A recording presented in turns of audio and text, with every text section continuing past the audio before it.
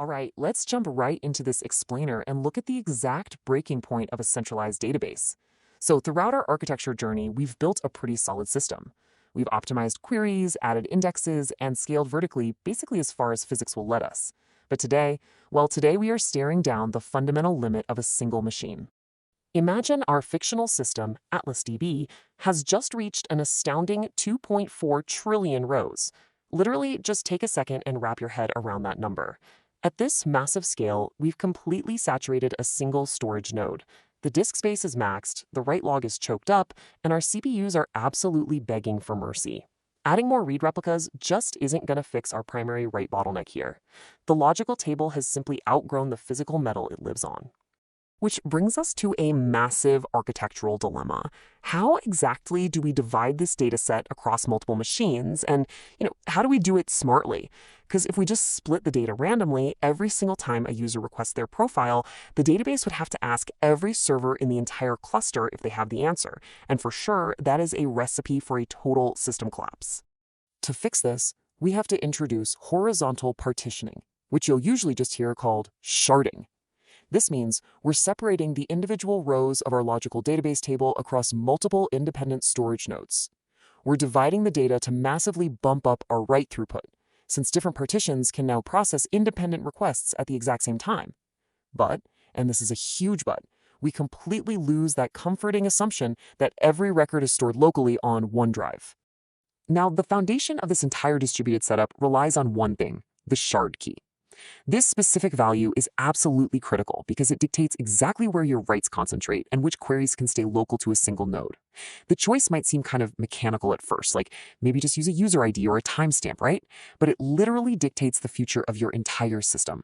A bad shard key can actually make a 1,000-node cluster perform like one overloaded, struggling server. Section 1. Routing strategies, hash versus range. When you're deciding where data lives, you're faced with a pretty strict trade-off. Hash partitioning takes your key, runs it through a math function, and scatters the data. This gives you a wonderfully even distribution that is just perfect for direct point lookups. On the flip side, range partitioning keeps your keys in their natural sorted order, so users from ID 1 to 10,000 live together, giving you incredibly efficient ordered scans. Depending on your workload, your choice here changes everything. Say you run a query for a contiguous block of users. That query might route perfectly to a single machine in a range architecture, making it insanely fast. But if you try that exact same ordered scan in a hash architecture, the data is scattered chaotically across the whole cluster, so you're pulling pieces from absolutely everywhere just to get your answer. But notice what happens with range partitioning if everyone accesses the newest data. Let's say you partition by timestamp and a viral video drops. Because order is preserved, all those thousands of reads and writes for that video hit the exact same newest partition at the end of the range.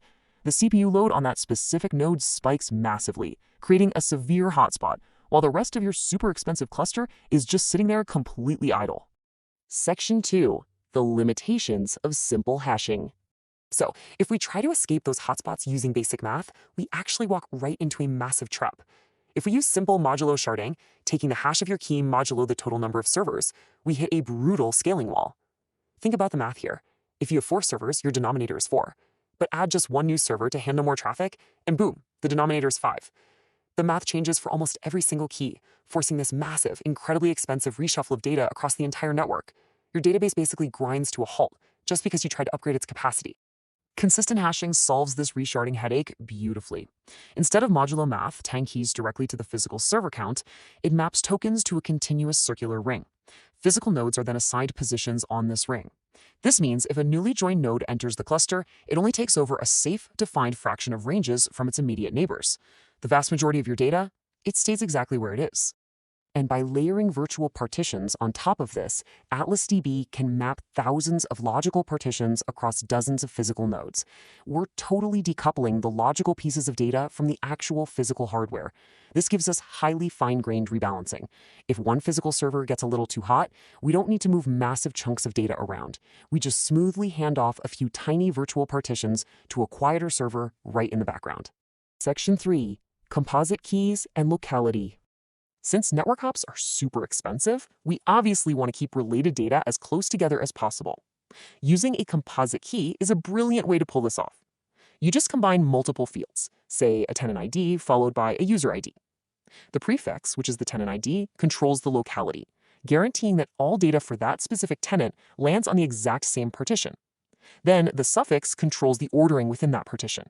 This co-locates related records, like a user profile and their payment history, meaning your database can run fast local transactions instead of those slow, complex, cross-network distributed ones.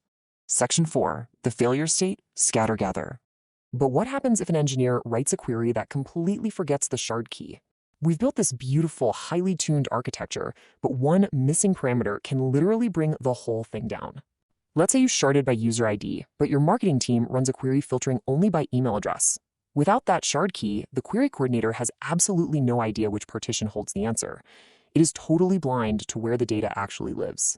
This triggers what we call a scatter-gather query. The coordinator is forced to fan out the request to the entire cluster.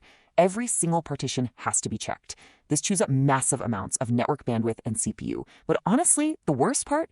Your query speed is now dictated by the slowest partition in the whole cluster, punishing your system with brutal tail latency.